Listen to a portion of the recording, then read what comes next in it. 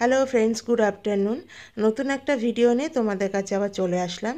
নতুন একটা ডিশ আজকে ট্রাই করছি, সেটাই বানিয়েছিলাম, সেটাই তোমাদের সাথে শেয়ার করছি। এখানে 1 কিলো ময়দা নিয়ে নিয়েছি, তারপরে দেখো বেকিং সোডা আছে, বাটার আছে, খাওয়া সোডা আছে, যা যা লাগে সেই সরঞ্জামগুলো একটু তোমাদের দেখাচ্ছিলাম। তারপরে মা এখানে চিনি দিয়ে দিচ্ছিল। যতটা পরিমাণ তুমি ময়দা নেবে তা সেই অনুযায়ী চিনি অ্যাড করো। তারপরে এখানে হচ্ছে গুঁড়ো দুধ মা অ্যাড করছে। তোমরা মানে চাইলে লিকুইড দুধও অ্যাড করতে পারো, কিন্তু আমরা গুঁড়ো দুধটাই অ্যাড করেছি, মানে ড্রাই যেটা। তারপরে যে আমি ময়াম দিয়ে নিচ্ছি। এবার মা একে একে সব নুন দিবে, বেকিং পাউডার, খাওয়ার সোডা আর হচ্ছে বাটার। বাটার এখানে হচ্ছে আমি 50 গ্রাম অ্যাড করেছি। তোমরা তোমাদের মতন যতটা পরিমাণ ময়দা নেবে সেই অনুযায়ী সব কিছু অ্যাড করবে। যাই হোক, এই রান্নাটা অনেক দিন ধরে মা বলছিল করবে।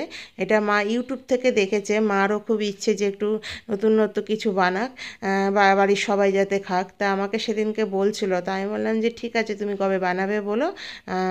একা একা তো দেখো এত কিছু তো করা যায় না, দুজনে তিনজনে মিলে করলে। আর আমাদের বাড়িতে কি বলো তো, একটা দুটো বানালে হয় না, অনেক বানাতে হয়। যেহেতু ননদরা আসে, তারাও খায়, একটু নিয়ে যায়, তার জন্য আবার বেশি করে বানাতে হয়। তাই আমি বললাম যে ঠিক আছে। মা বললো তাহলে সানডেতে ছুটি আছে, সেদিনই কিছু করা যাক। আমি বললাম যে ঠিক আছে, ভালো, তাহলে সেই দিনটাই ফিক্সড করা হোক। তাই দেখো মা একে একে সব দিল, আমি এখানে ময়াম দিয়ে নিচ্ছি। এবার মা টক দই অ্যাড করলো। টক দই এখানে আমরা হচ্ছে 300 বেশি অ্যাড করেছি। যে কী বলো তো, যে যতটা পরিমাণ জিনিস তোমরা অ্যাড করবে ততটাই বেশ ভালো। যেমন আচ্ছা, আমরা পার্লারে গেলে অনেক কিছু মুখে মাখতে হয়, এটা ওটা হ্যানা ত্যানা, কত টাকা খরচা করতে হয়, তারপরে গিয়ে মুখের একটা হয়। যেমন রান্নারও একটা কিন্তু প্রসেস আছে। যত তুমি ভালো জিনিস দেবে বা সব জিনিস যদি তুমি অ্যাড করো, তাহলে জিনিসটাও ভালো হয়। আমি এখনও তোমাদের বলছি না যে আমি কি বানাতে চলেছি, চলো শেষ পর্যন্ত দেখো, ভিডিওটা স্কিপ না করে।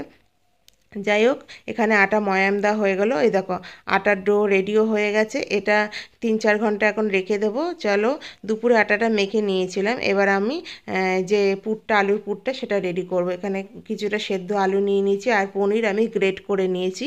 আর এখানে দেখো জিরের গুঁড়ো, ধনের গুঁড়ো, লঙ্কা কুচি, আদা রসুন বাটা, চিনি, নুন আর সব দিয়ে মেখে, তারপরে এই দেখো কিছুটা পরিমাণ আমি হচ্ছে ধনেপাতা অ্যাড করে নিয়েছি, যাতে একটু গ্রিন গ্রিন ভাব আসে। আর ইনি হচ্ছে আমাদের দিদি, হচ্ছে আমাদের বাড়িতে রাতে রুটি করতে আসে। তা উনিও এসে একটু হেল্প করে দিচ্ছে, কেন উনি তো আর এত কিছু এসব পারবে না। তাই আমি, মা আর উনি একটু হাতে হাতে করে দিচ্ছে। দেখো আমি বেলছি আটাটাকে, মানে রুটির ডোটাকে প্রথমে এভাবে বেলে নিলাম হালকা করে, একটু গোল করে। তারপরে আলুর পুরটা ভরে দিচ্ছি।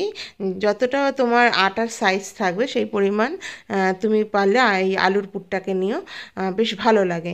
যেহেতু আমার শাশুড়ি মা, শ্বশুর হচ্ছে চিকেন আর মটন খায় না, তাই আমরা হচ্ছে নিরামিষটাই বানাচ্ছি। তোমরা চাইলে চিকেন দিয়েও বানাতে পারো, যারা আমিষ খাওয়া পছন্দ করো। আমিষটাও দিয়ে চিকেন দিয়ে করলে কী বলো তো, সাথে আর কিছু লাগে না। আর নিরামিষের জন্য কিছু না কিছু একটু আবার বানাতে হয়।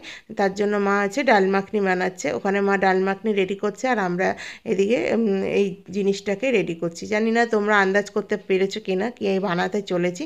একটু সেপ দিলাম ভালো যাতে লাগে। চলো এবার তোমাদের বলেই দিই আমি কি বানাতে চলেছি, আর সাসপেন্স রেখে লাভ নেই।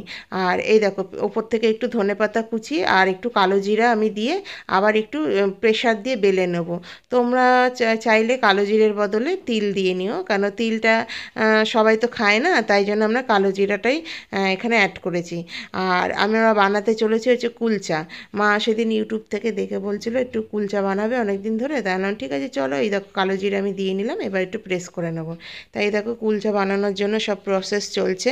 যেমন বানাতে যেমন খেতে ভালো লাগে, সেমনি কিন্তু বানাতেও অনেক খাটনি। দেখো আমরা 3জন মিলে করছি, একা কিন্তু এইগুলো করা যায় না, অনেক খাটনি। কিন্তু এক এক সময় মনে হয় আমি হালদার বাড়ির বউ না হালবাইয়ের বউ, বুঝেই উঠতে পারি না। যাই হোক, পৃথিবীতে এই 3টে জিনিসের জন্য আমরা বেঁচে আছি, হাওয়া, হচ্ছে খাওয়া, জল, এর জন্যই। এই তিনটে না হলে আমরা বেঁচেই থাকতে পারতাম না। আমরা মাঝে মাঝে এরকম নতুন ডিশ শাশুড়ি বৌমা মিলে হচ্ছে বানাই। তোমরা অনেকেই আমার রান্নাগুলোকে দেখো। তা যাই হোক, মা এখানে ভাজছে আর আমরা ওখানে রেডি করে দিচ্ছি। এই যে আমার শাশুড়ি মা এখানে করছে। আর যেহেতু প্রচুর গরমও পড়েছিল, এত ভালো লাগছিল না এত গরমে, বানাতেও খুব কষ্ট হচ্ছিল। যাই হোক, দুজনে মিলে, দুজনে না তিনজনে মিলেই আমরা করছিলাম। আর এই দেখো, মা ভাজছে আস্তে আস্তে। তা চলো তোমাদের দেখাই যে ভাজার পরে কীরকম লাগছে।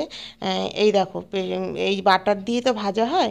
তোমরা পারলে সাদা অয়েলও ব্যবহার করতে পারো, কিন্তু বাটারের ফ্লেভারটা ভালো লাগে। আর এই কুলচায় বেশিরভাগ বাটারই ব্যবহার করা হয়। এই দেখো, বানানো হয়ে গেছে কিছুটা, তাই তোমাদের সাথে শেয়ার করলাম।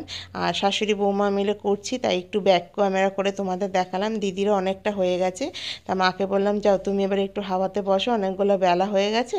মার ওদিকে ফোন আসছিল, আর আমি এদিকে আবার পরে ভাজতে চলে এসেছি। বাকিটা আমিই ভেজেছি। প্রচুর গরম। চলো, এই দেখো আমাদের রেডি হয়ে গেছে সব। এই দেখো সার্ভ করা হয়ে গেল। চলো টাটা, বাই বাই।